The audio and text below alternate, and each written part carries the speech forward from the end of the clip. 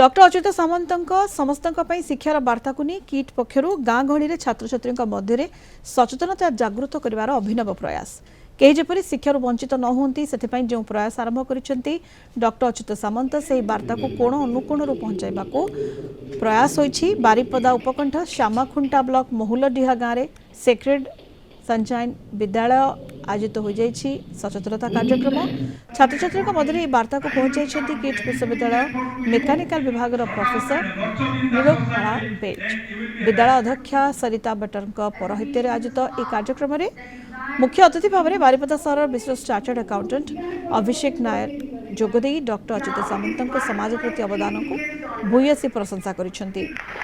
कार्यक्रम में विद्यालय शताधिक छात्र छात्री अंशग्रहण करथिले। मोर डॉक्टर अच्युत सामंत सर जे कि किट आउ किम्स प्रतिष्ठाता तांको प्रेरणा रे आम माने पढुछु। हम ओडिसा आम भारतर प्रत्येक गाँ सहर सबु जगह समस्त शिक्षा पातु कहीं शिक्षारू दूरे न जातु।